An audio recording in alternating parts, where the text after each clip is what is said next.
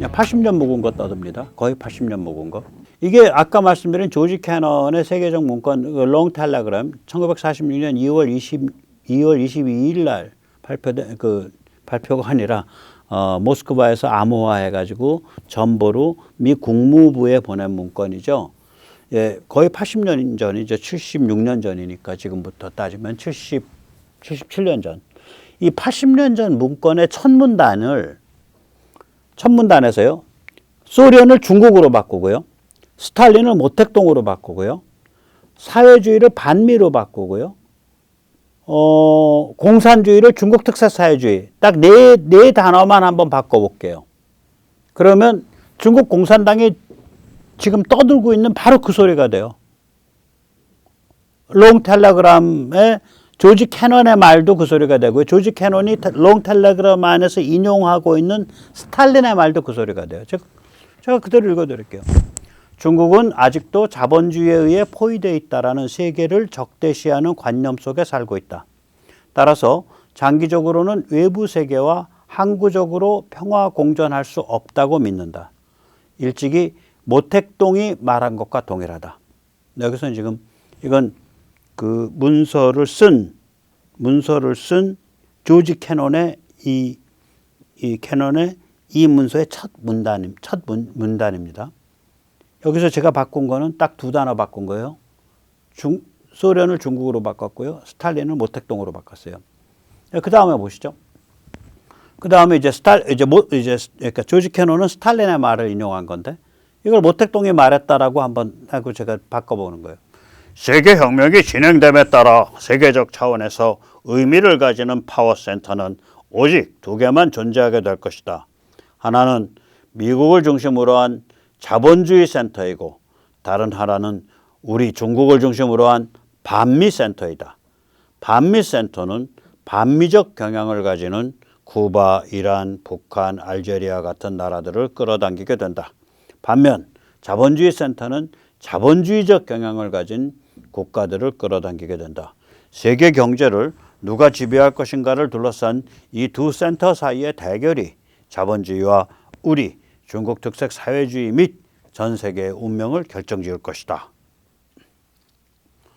여기서 이제 스탈린의 말이에요. 조지 캐논이 인용한. 그 말 중에 제가 지금 바꾼 단어는 딱 소련을 중국으로 바꾸고 그 다음에 사회주의를 반미로 바꾸고 공산주의를 중국 특색 사회주의로 바꾼 거예요. 세 단어 바꾼 거예요. 근데 조지 캐논의 말도 그렇고 조지 캐논이 인용한 스탈린의 말도 그렇고 둘 다 전부 지금 중국 공산당이 떠드는 거랑 똑같은 얘기예요. 중국 공산당의 행태랑 똑같아요. 그럼 얘들은 80년 동안 바뀐 게 없는 거예요. 중국 공산당의 말로 떠드는 소리 80년 전에 스탈린의 말과 바뀐 게 없는 거예요. 또 80년 전 스탈린의 행태를 보고 평했던 조지 캐논의 평에서 한치도 안 바뀐 거예요. 자, 그건 하나도 안 바꿔놓고 돈은 엄청나게 밝혀요. 케이먼 아일랜드에 막 다 빼돌려 있고 장점인 일가가 돈이 제일 많은데 약 390조 원 갖고 있다는 거 아닙니까? 그러니까 3천억 달러. 지배계급의 실체는 세계에서 가장 부패한 부호예요. 그 다음은 국가 약탈 비즈니스죠. 국가 통치라고 쓰고 국가 약탈이라고 읽어야죠. 국가 약탈 비즈니스의 본질은 세감 통처, 인민 착취, 환경 착취죠. 세감 통처라는 건 세뇌, 감시, 통제, 처벌. 자, 보세요.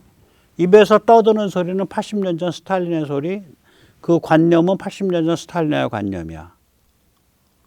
그런데 내 몸통, 내 실체는 뭐냐?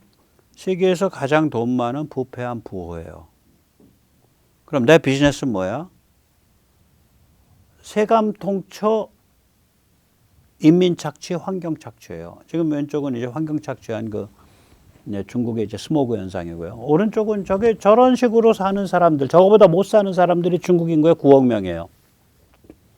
굉장히 못 사는 사람들이. 자, 참 그런 거죠, 뭐. 그 다음에 이제 인민해방군. 말은 근사하지. 당장 미국이랑 한판 붙을 것 같고요. 시진핑 직접 그러잖아요. 인민해방군한테 지시 내린 게 작년 말인가 그랬죠. 전쟁을 준비하십시오, 동무들. 그랬죠. 제가 여기 이 기름 빠져져 그러는 장쩌민 아저씨 사진을 왜 걸어놨냐. 장쩌민은요, 또 장쩌민 전에 후진타오는, 다음에 후진타오, 그 다음에 장쩌민, 그 전에 덩샤오핑, 이런 사람들은 인민복만 입었어요. 장쩌민이 입은 게 지금 인민복이에요. 그런데 이 시진핑이는 군복을 잘 입어요. 시진핑이는 그 두 번째 직장 생활인 후지안에서 할 때도 군복을 가끔 입었어요. 첫 번째 직장이 군대였거든. 근데 범털 군인을 했죠. 그러니까 칭화대 나오자마자 공산당 체제는요. 이 당원이 아주 당성이 좋고 말이야. 사상이 잘 무장돼 있어. 오케이. 당신 군대 가서 근무하라. 그러면은 거기에 딱 장교 이걸 딱 달아요. 아니 김일성이가 소련군 88 국제여단 대위잖아. 그러면 소련에서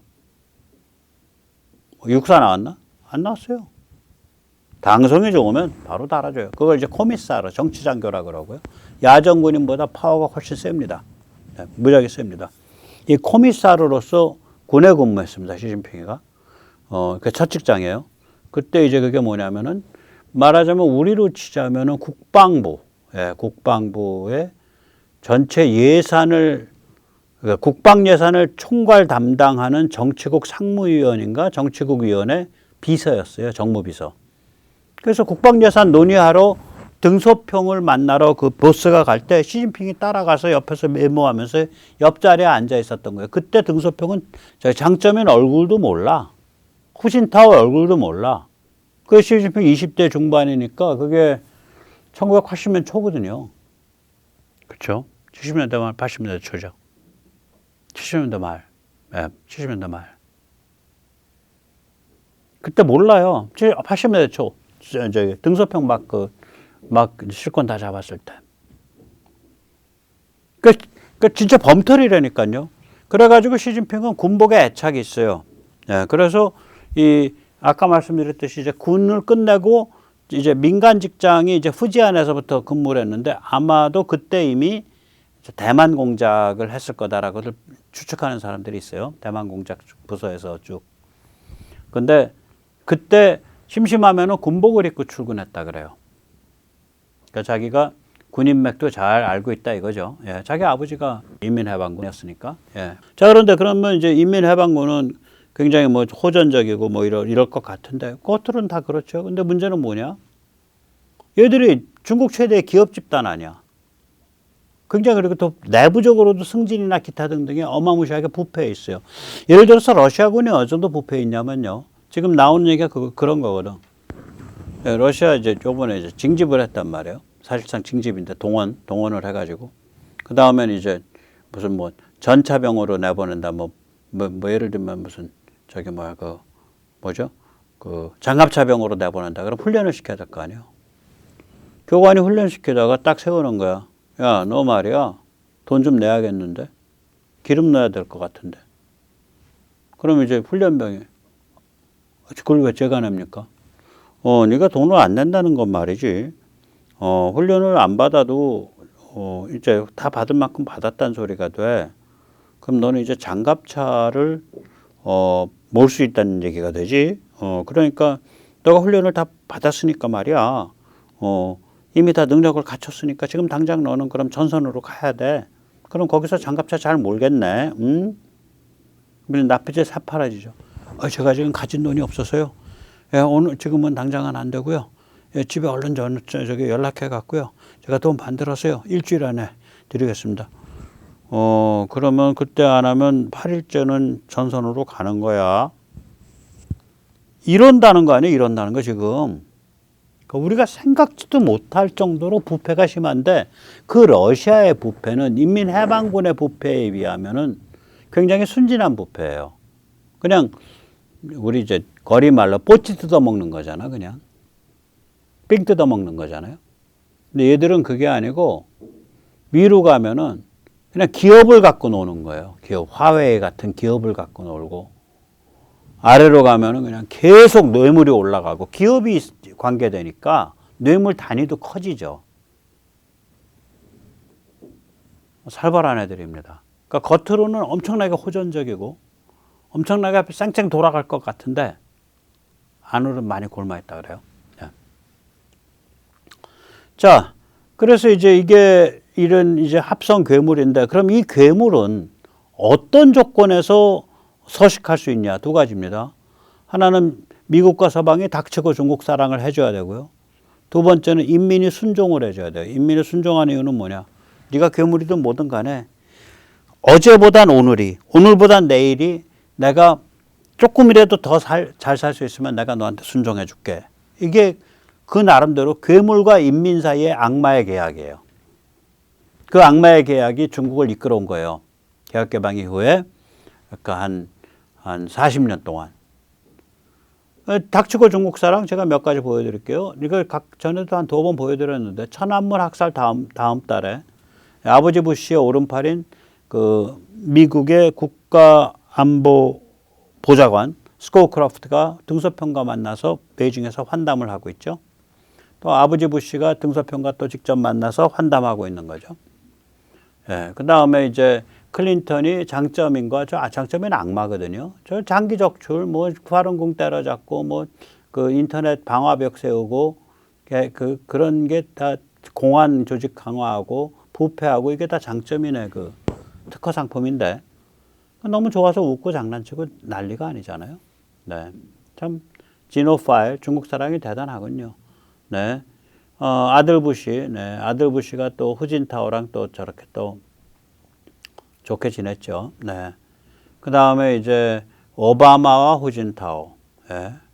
뭐 시진핑과 후진타오는 서로 저기 일본 말로 우아기 벗어 제끼고 셔츠 벗어 제끼고 아주 난리가 났네요. 예. 재킷 벗어 제끼고 셔츠를 벗으면 난닝구 바람 나오는. 저 갑자기 또 일본 말이 많이 나와. 일본 말 좀 합니다. 난닝구 우아기. 네.